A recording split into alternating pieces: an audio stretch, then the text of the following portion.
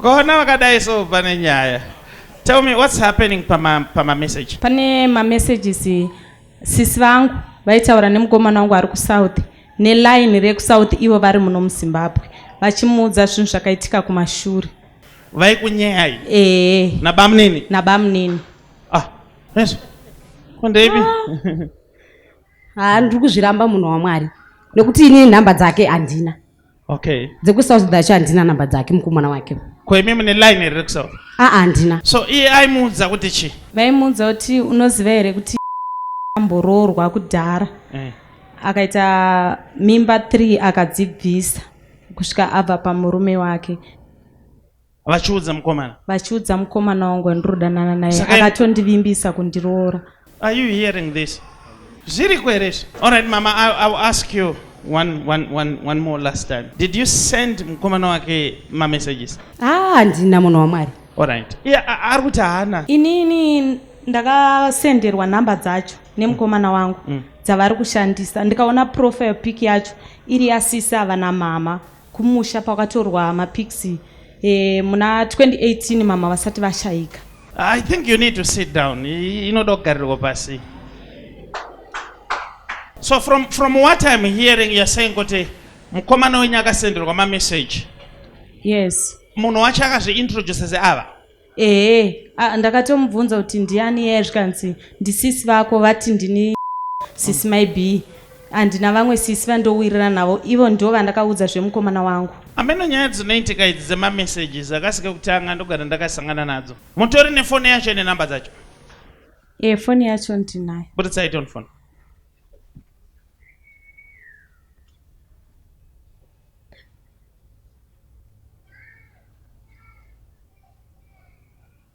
All right, just hold your phone there. So imimi ndikakuratidzai munhu akasendera mukomana wenyu ma-messages moda?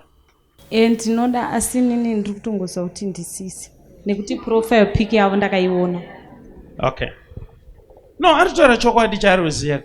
Atozvaruziya kumuti hachi. Mungadere kuti tiburitse pachena kuti akasenda ma-message ndiani? Buritsa yenyu. Buritsa yenyu. Mukaonekwa murimi? Ndinenge ndangoonekwa kuti ndini ndakaita utsinye. Hazvina kuipa. Nditorero chair. Can I give you the spiritual spectacles now? Let's go up. So what we are going to do, we are going to give you the spiritual spectacles so that you see what happened. Then we end this thing.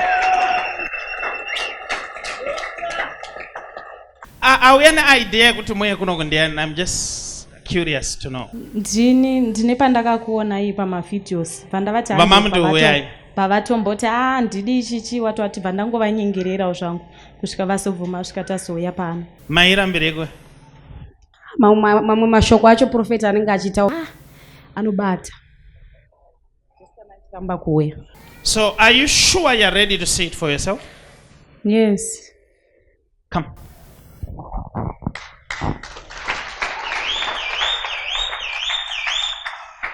Garai pachair ushe. Ndoda kuti mungotarisa kumberi uko. Ndizvoka? Aha.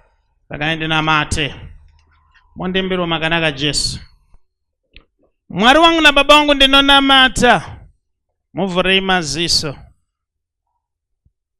Sezvamakaita. Pamuranda wenyu Elisha anoti muvhurei maziso. Muranda anotanga kuona. Father, hear my prayer now. Amen. Sing for me.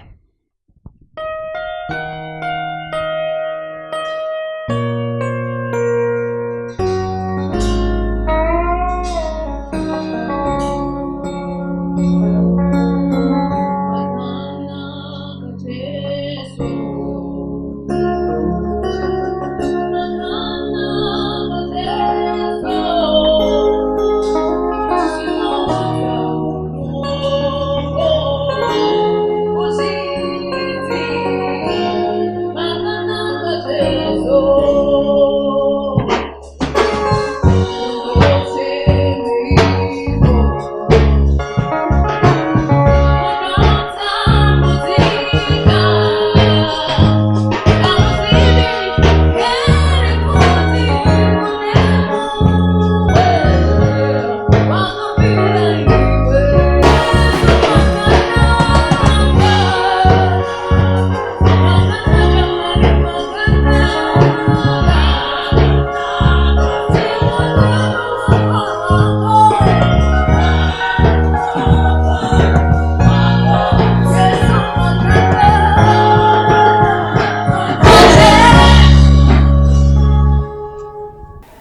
mama zvaita.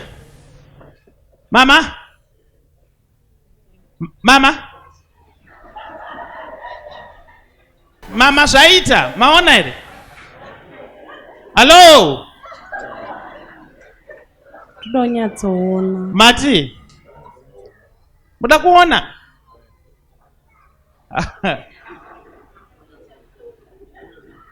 All right. Ndipe ruoko mama. Aiton. Ndaiton.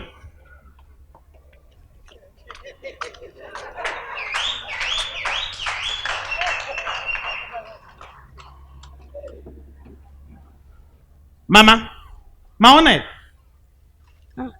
Ndangoona ka vision so kunge ini natonde takagara pamubhedha saka zvaita unga zviri kuvhurika unga munhu ari kuvhura album so saka ndandoda kuramba ndakatarisa kuti kumberi kwacho ndichazoona chii. Natonde ndiye mukomana? Pachitanga chii?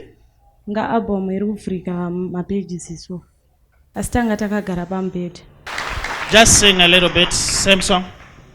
Uyaiton Mason.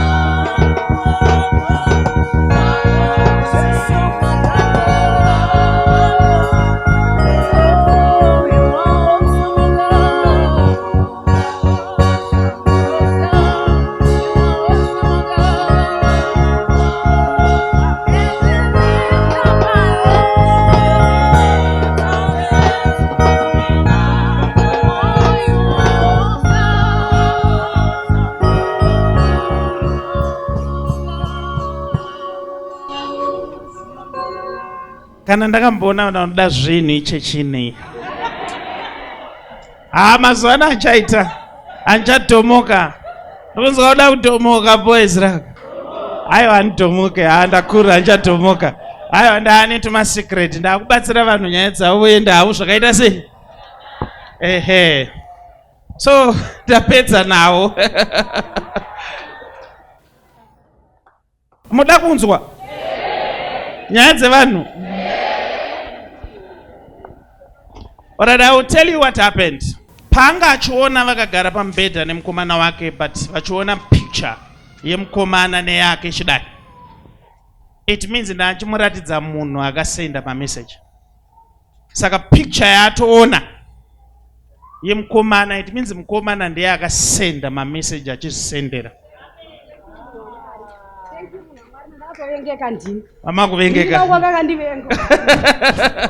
I love it. So what happened? I'll explain what happened. What happened is mukomana paidana nemusikana akaisa application mphone yemusikana inoona mamessage. Ndobva atanga kuona mamessage ese including nyaya dzavaitaura neucloseness una sister. Saka angotena information ndobva ati ndaanzwa nehama yako. Iko zvinezvi mukomana wako haasi kubatika pafoni. Ari kupa reason yekuti hama dzako dzine makuhwa ndizvo? Amen. Saka mukomana uyu akakuita inonzi hit and run. Saka achiri kundida here kana kuti achatondida? ndo inonzi hit and run mwanangu. Haachatoda inzira yekungotsvaga kuti wokuramba sei, saka angaida kukupesanisa nesister yako chete. Matibatsire ipapo. Saka Prophet, ndokumbirawo hangu kuti mundinamatirewo ndone munhu anondiroora. Yes. It's done now. It's done now. Enda akonogara pasi. Enda munogara pasi right. Imimi zita renyu rachena mama. Naita ini Prophet. Mazvinzwa ka? Naita basa. Rachena.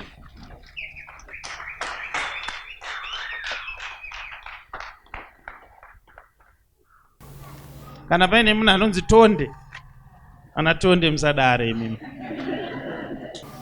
So I told you what happened. Mukomana anga asisade musikana ndobva atsvaga kuti wobuda sei. Saka akayeka foni ndobva atanga kuona kuti no munhu yakamira akadai.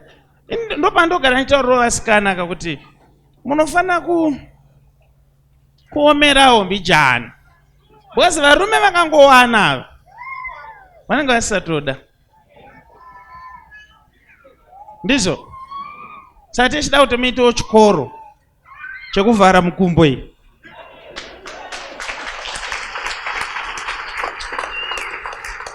Ingawani kuvana vana vechikoro wani kunoimba kwanzi apa pangu don't touch, apa don't touch. Itai izvozvo munochengeteka marriage. Varume vanonetsa. Iko zvine zvinongopesaniswa nesister wakutoivenga. Zvatitorera nguva kuti ndigone kumuconvince kuti that's what happened. Because that's what happened. Ma-spiritual spectacles anokuratidza munhu akazviita paatongoona mukomana kureva kuti ndiye. Hazvina two ways. Ndiye.